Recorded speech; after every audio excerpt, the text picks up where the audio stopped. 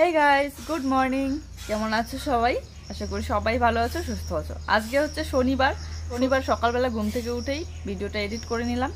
Edit করে এই যে বিছানা থেকে নামলাম। এখন শুরু হলো আমার কাজকর্ম। যতক্ষণ বিকেলবেলা না হবে ততক্ষণ টুকটাক কিছু না কিছু করেই থাকবো। আজকে শরীর মোটামুটি ঠিক আছে, ব্যথা ট্যাথা নেই, সেরে গিয়েছে, কেননা কালকে ব্যথার বড়ি খেয়েছিলাম। তো তাই আজকে একটু ভালোভাবে কাজ করতে পারছি। কানটা একটু ব্যথা আছে, কানটা। চলো দেখতেই থাকো ভিডিওটা প্রথম থেকে শেষ পর্যন্ত, আশা করি ভালো লাগবে।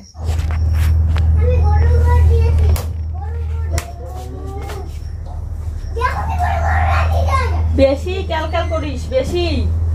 তো তোমরা দেখতেই পেলে সকালবেলা শুরুটা কত সুন্দর করে কথা বলে করলাম। ভাবলাম যে আমি একদম পুরোপুরি ঠিক হয়ে গিয়েছি, মানে আমার ব্যথা সেরে গিয়েছে, কিন্তু একটু পর পর আবার ব্যথা উঠতেছিল, প্রচণ্ড অসুবিধা লাগতেছিল।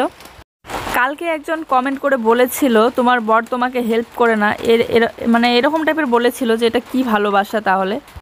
আচ্ছা, ভিডিওটা যদি ঠিকঠাকভাবে না দেখো তাহলে পুরো ভিডিওটা না দেখলে বুঝবা কি করে আমি কি বলতেছি।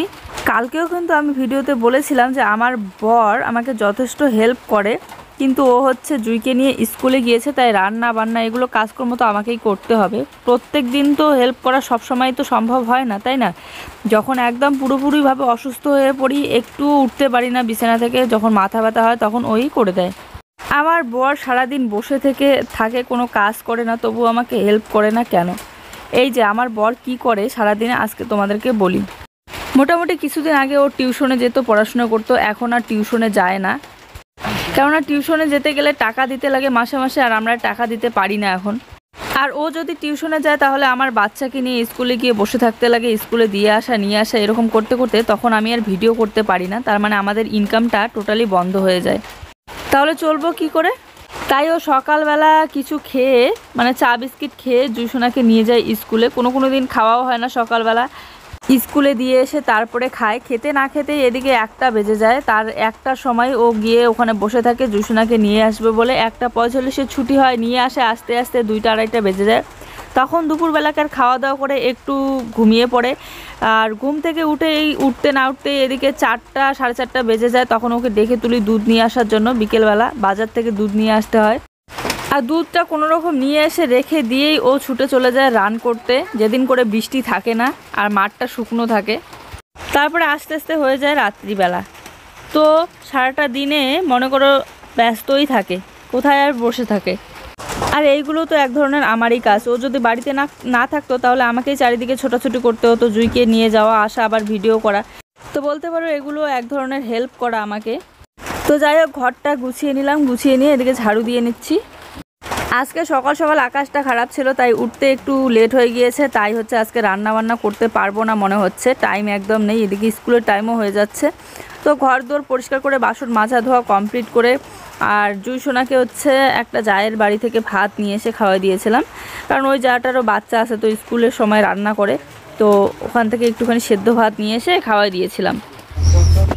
ও সোনারে, লেখা দিলে কিন্তু লিখে দেখাবা, হ্যাঁ ঠিক আছে?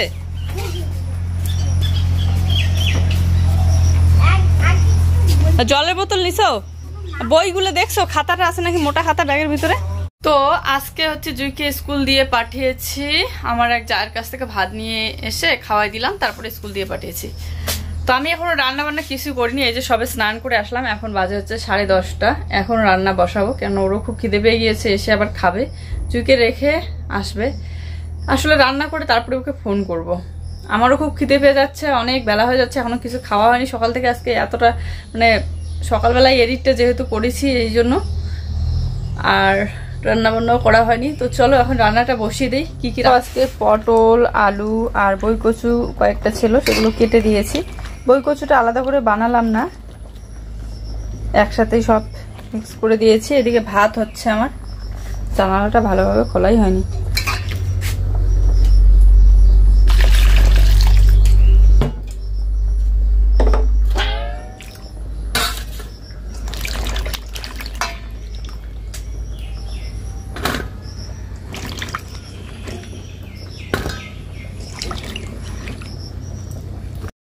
পটল, আলু, বইকচু সবকিছু একসাথে ভালোই লাগে রান্না করলে, যদি ভালোভাবে করা যায়। বইকচুগুলো বেশি একটা সেদ্ধ হয় না ভালোভাবে।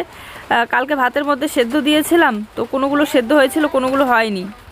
তবুও চেষ্টা করব একদম মশলা কষলা ভালো করে দিয়ে ভালোভাবে রান্না করার।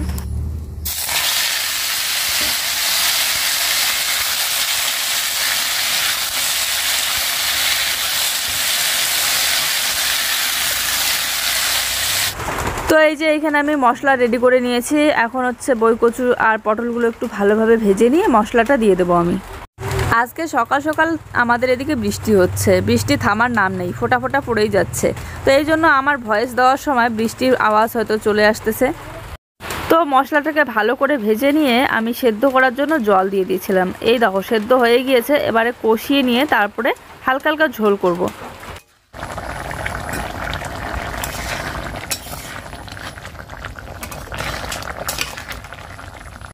এই সবজিটার মধ্যে আমি কিন্তু কয়েকটা বিলেতি ধনেপাতা দিয়েছি যাতে সেন্টটা খুব সুন্দর আসে। আর এখন যেহেতু দেশি ধনেপাতাটা পাওয়া যায় না, তো এখন এইগুলোই দিলেই ভালো লাগে। একটু আগেই কি সুন্দর করে তোমাদেরকে বললাম যে আমার শরীর ভালো হয়ে গিয়েছে মোটামুটি, কিন্তু এখন রান্না করতে করতে এতটা খারাপ লাগতেছে যে শুয়েই ছিলাম। শুধু এক রান্না করেছি, এদিকে 12টা বেজে গিয়েছে। তো চলে এসেছি আমি ভিডিও আপলোড দেওয়ার জন্য।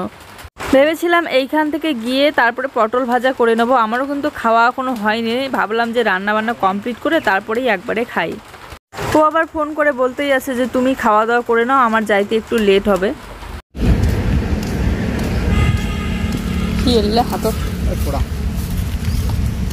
আজকে জুসোনার স্কুল ছুটি দেওয়ার কথা ছিল 1টার সময়, যেহেতু শনিবার হাফ স্কুল, কিন্তু জুয়ের স্কুলে আজকে জাদু দেখাবে, তাই 1:45-এই ছুটি দিবে।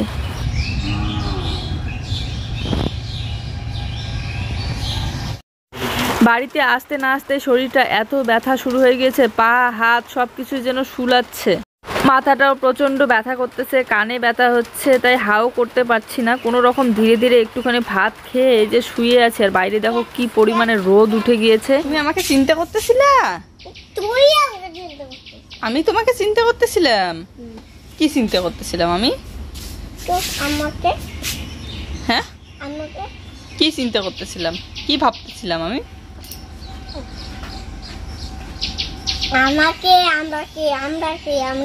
তোমাকে, তোমার বাবাকে? কি ভাবতেছিলাম বলো একটু।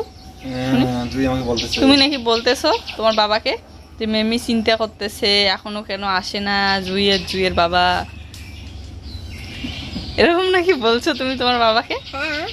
আর কি চিন্তা করতেছি আমি? বাবাকে বলতেছে যে মেমি বোধহয় চিন্তা করতেছে, এখনো জুই আসে না, এখনো জুইয়ের বাবা আসে না। জুই বলে। তো দুপুরবেলা জুসোনা আসার পর জুসোনাকে খাওয়াই দিলাম, ভাত খাওয়াই দিয়ে ঘুম পাড়িয়ে দিয়েছিলাম। আমিও ওদিকে একটু শুয়েছিলাম যেহেতু ভালো লাগতেছিল না শরীরটা। তারপরে উঠে দেখি প্রচণ্ড খারাপ লাগতেছে, আর কারেন্ট চলে গিয়েছে, গরম পড়েছে ঘরে। তো তাই চলে আসলাম একটু বাইরের দিকে। ভাবলাম চলো বাইরেটা একটু হাঁটাচলা করি, তাহলে যদি ভালো লাগে। সত্যি দেখো আজকে আকাশটা কত সুন্দর লাগতেছে, একদম ছবির মতো লাগতেছে। আরও বাড়ির সামনে যেহেতু প্রচুর নারিকেল গাছ, তাই দেখতে আরও বেশি সুন্দর লাগে। কাপড় সব শুকনো, কিন্তু একটাও ভাঁজ করা হয়নি। শরীরটা যে এত খারাপ লাগতেছে বলে বোঝাতে পারছি না। কানটার জন্য মাথাটা প্রচণ্ড ব্যথা হচ্ছে, আর পা হাত এই যে সব জ্বালা করতেছে। শুয়েছিলাম, আবার চলে গেল কারেন্ট চলে গেল, তো আর থাকাই যাচ্ছে না। কথা বেশি জোরে জোরে বলতে পারি না, কান ব্যথা হয়, হাঁ করতে পারি না ভালোভাবে। অনেক দিন হয়ে গেল, বাড়ির পিছনের পাট গাছগুলো বড় হয়ে গিয়েছে দেখে ওদিকে আর যাওয়া হয় না। তো আজকে এই যে যাচ্ছি, যেহেতু এখন বৃষ্টির দিন, চারিদিকে শুধু জল আর জল। এই দেখো পাট ক্ষেতের নিচে কতগুলো জল জমে আছে, আর রাস্তার ঘাসগুলো দেখো কত বড় বড় হয়ে গিয়েছে। চোখের ভয়ে ভয়ে আমি জামাটা একটু উপরে তুলে তুলে যাচ্ছি। আজকে কিন্তু এই পেছনের ক্ষেতগুলো সব চাষ করা হয়েছে। যারা কৃষি কাজ করে তারা একটার পর একটা চাষ করতেই থাকে। তো এবার মনে হয় এই ক্ষেতগুলোর মধ্যে ধান চাষ করা হবে। প্রকৃতি সবসময়ই সুন্দর হয়, কিন্তু তার মধ্যেও কোনো দিন এত সুন্দর হয় যে দেখেই থাকতে ইচ্ছে করে। আজকে জুই ঘুমিয়েছে তো ঘুমিয়েছে, অনেকটাই দেরি হয়ে গেল, যেহেতু বৃষ্টি বৃষ্টি ভাব, মনে হচ্ছে বৃষ্টি আসবে। তো তাই আর আজকে টিউশনেও দিয়ে পাঠালাম না। আর ওকে এখন এখান থেকে গিয়ে ডেকে দেব দুধ নিয়ে আসার জন্য। তো এই বিকেল বেলাটা মাথা ব্যথা আর শরীর ব্যথার যন্ত্রণা সহ্য করতে না পেরে ওকে বললাম যে আমাকে ব্যথার বড়ি এনে দাও। তাই ও বাজার থেকে ডাক্তারের কাছ থেকে নিয়ে এসে দিল ব্যথার বড়ি। দুধ নিয়ে আসার সময় নিয়ে এসেছে, তো আমি এখন বড়ি খাচ্ছি। তারপরে ও চলে গেল রান করতে। আর পুরো শরীর দিয়ে এতটা গরম ছুটতেছে, মনে হচ্ছে যে জ্বর চলেই আসবে।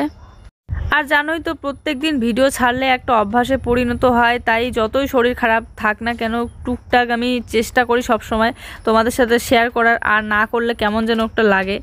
তাই এই অসুস্থ শরীর নিয়েও একটাই চিন্তা, মানে ভিডিওটা কমপ্লিট করতে পারবো কিনা সারাদিনের। কারণ আজকে যদি ভিডিও না করি সারাদিনে, তাহলে কালকে যখন ভিডিও দিতে পারবো না সময় মতো, তখন আমার ওই সময়টা আরও বেশি খারাপ লাগবে। তো দুধটা জাল দিয়ে রেখে দিলাম। আর এদিকে দেখো জামা কাপড় দিয়ে বেঞ্চটা ভর্তি হয়েছিল, তো আমি ভাবলাম চলো এগুলো সব এক এক করে গুছিয়ে রাখি। তাই সব জামা কাপড় নিয়ে এখানে বসে পড়লাম ভাঁজ করতে। আসলে আমাদের বারান্দাটা এমনিতেই অনেক ছোট্ট, তার মধ্যে এই বেঞ্চের মধ্যে যদি জামা কাপড়গুলো এলোমেলো হয়ে থাকে দেখতে একদমই ভালো লাগে না। তো এই জন্য আর কি সাথে সাথে গুছিয়ে রাখার চেষ্টা করি। যেহেতু মাথা ব্যথা ছিল তাই গোছাতে পারিনি, এখনও মাথা ব্যথা হচ্ছে, কিন্তু বসে বসে ধীরে ধীরে এক এক করে কাজগুলো কমপ্লিট করতেছি, তাহলে সন্ধ্যাবেলাটা একটু ফ্রেশ লাগবে। তো এগুলো সব ইউজ করা জামা কাপড় ধোয়া ছিল, আর এগুলো হচ্ছে যেমন তেমন করে আমি ভাঁজ করে রেখে দিচ্ছি। এতটা গোছানোর প্রয়োজন নেই, কেননা এগুলো কালকে আবার আমাদের সব প্রয়োজন পড়বে। তো ও কিন্তু আমাকে বলে গিয়েছিল যে আজকে আর মাথা ব্যথা নিয়ে তোমাকে বাসনপত্র মাজতে হবে না, যা আছে ওগুলো দিয়ে রাত্রিবেলা চলে যাবে, কালকে একবারে মাজা ধোয়া করে নিও। কিন্তু আমার হচ্ছে এরকম বাসনপত্র নোংরা হয়ে থাকলে একদমই ভালো লাগে না, তাই আমি মাথা ব্যথা নিয়েই আর কোমর ব্যথা নিয়েই চলে আসলাম বাসনপত্র মাজতে। ভিডিওতে যতটা স্পিডে তোমরা দেখতে পাচ্ছ, আমি কিন্তু অনেক ধীরে ধীরে কাজগুলো করতেছিলাম। তো আজকে আর কোনো সাইডাই দিলাম না, শুধুমাত্র একটুখানি সার্ফ গুলিয়ে এই যে মেজে নিচ্ছি। তো একটু আগেই তোমরা দেখলে মেঘ কতটা কালো করেছে, বৃষ্টি আসবে আসবে ভাব, কিন্তু বৃষ্টি আর আসলো না, আবার সেই আকাশ পরিষ্কার হয়ে গেল। তো এদিকে বাসন মাজা কমপ্লিট, আমার এক এক করে সব ধুয়ে নিচ্ছি। প্রথমে তো বালতির জলে বসে বসে ধুচ্ছিলাম, তারপরে দেখতেছি অনেকটা সময় লেগে যাচ্ছে, আর কলের পরে প্রচুর পরিমাণে মশা পায়ের মধ্যে কামড় দিচ্ছিল, তাই এভাবেই কল চাপ দিয়ে দিয়ে ধুয়ে নিচ্ছি। এখন মনে হচ্ছে যে একটা মোটর হলে খুব ভালো হতো, কেননা হেলে হেলে এই বাসন মাজা ধোয়া করতে অনেকটাই কষ্ট হয় কল চাপ দিতে। এদিকে আমার সোনা মামামটাও উঠে পড়েছে ঘুম থেকে, অনেক দেরিতে উঠলো। করো ওখানটায়, আসো খাওয়াই, আসো আসো। তো এই যে জুইকে খাওয়াচ্ছি, সেরেলাক বানিয়েছি দুধ দিয়ে। শোনা আসো, ওখানে ওখানে থেকে খাবা বৃষ্টি দেখতে দেখতে।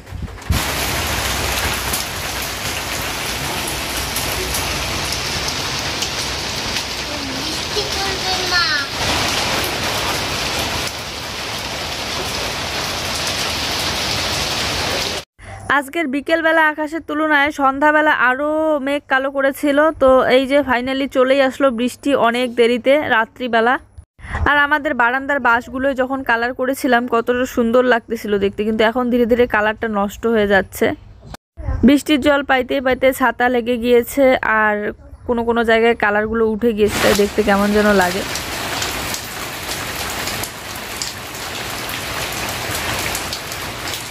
ভিডিও করি, এই দেখো বন্ধুরা বাইরে কি পরিমাণে বৃষ্টি চলে এসেছে।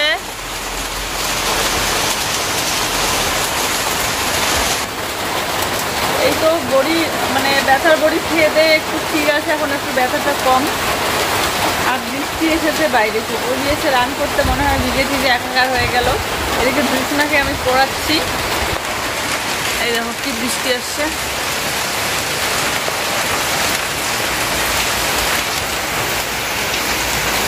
তবে রাত্রিবেলার অন্ধকারের বৃষ্টিগুলো কিন্তু দেখতে অনেক সুন্দর লাগে। আর বিশেষ করে রাত্রিবেলা ঘুমানোর সময় আমাদের এই কুঁড়ে ঘরের চালের বৃষ্টির আওয়াজের যে শব্দ হয় খুব সুন্দর লাগে শুনতে। এই সময়টা একদমই টাইম কাটতেছিল না, তো আমি ভাবলাম চলো জুয়ের হোমওয়ার্কগুলো করাই। এই যে স্কুলের বাড়ির কাজ দিয়েছে সরেও সরেয়া, তো এগুলোই লেখাচ্ছি আর কি। ও নিজে নিজে লিখতেছে, আমি শুধু বসে বসে দেখতেছি। তো হোমওয়ার্ক করা কমপ্লিট, আর কিছু বাকি আছে। টিউশনের হোমওয়ার্ক 1-2 লিখতে দিয়েছিল, ওগুলো কোনো লেখা হয়নি, আর এগুলো টিউশনে লিখেছিল। এই দেখো দুষ্টু বাচ্চা একটু করে লিখতেছে আর একটু করে বাইরে বৃষ্টি দেখতেছে জানালার পাশে বসে বসে। একটা বাচ্চা থাকলে টাইমটা অনেক তাড়াতাড়ি কেটে যায় বাচ্চার সাথে এই ঝামেলা করতে করতে, খাও খাও পড়ো পড়ো এরকম করতে করতে। বিকেলবেলাটা আমার যখন ও টিউশনে যায় তখন একদম টাইম কাটে না, কিন্তু এই সন্ধ্যাবেলাটা ও বাড়িতে আসার পর টাইমটা কেটে যায় তাড়াতাড়ি। রাত্রিবেলাকার জন্য এখানে পটল কেটে নিলাম, পটলটা ভাজা করব, লবণ হলুদ আর জিরার গুঁড়া দিয়ে মেখে নিলাম। আর জিরার গুঁড়া অল্প একটু ছিল প্যাকেটের মধ্যে, তাই দিয়ে দিলাম এখানে।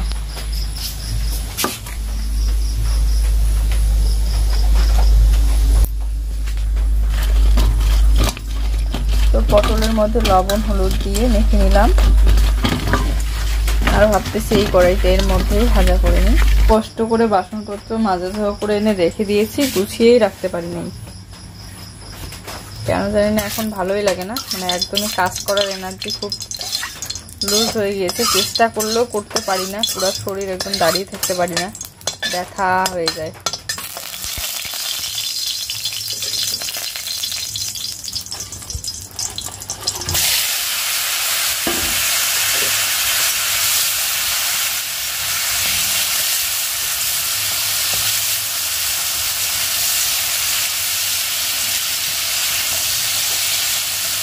যদি কোনোদিন ভাগ্যক্রমে আমার বর পটল ভাজা করে তাহলে বলে পটল ভাজা খেতে একদমই ভালো লাগে না, আর যদি আমি করি তাহলে কিন্তু ও পটল ভাজা খেতে খুব পছন্দ করে, আর বলে ভালো করে ভাজা করলে পটল ভাজাও খুব সুন্দর লাগে। ও আসলে পটল ভাজা বেশি একটা করতে পারে না, আমি এর আগেও বলেছি তোমাদেরকে। তা আমি আসলে পটল ভাজা করার সময় পটলটা সবার প্রথমে এই সাইডটা ভালো করে ভেজে নেই, নিয়ে একটু চিপে চিপে দেই খুন্তি দিয়ে, তাহলে পটলের যে রসটা থাকে সেটা বের হয়ে যায় আর একদম ভালোভাবে ভাজা হয়।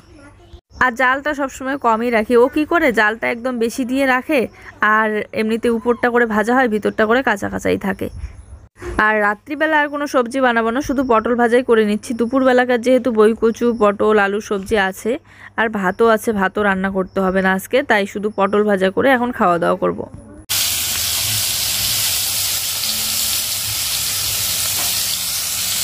তো এই তো খুন্তি দিয়ে একটু চেপে চেপে দিচ্ছি উপরটা, যাতে জলটা বেরিয়ে যায় আর খুব সুন্দর করে ভাজা হয় ভিতরটাও।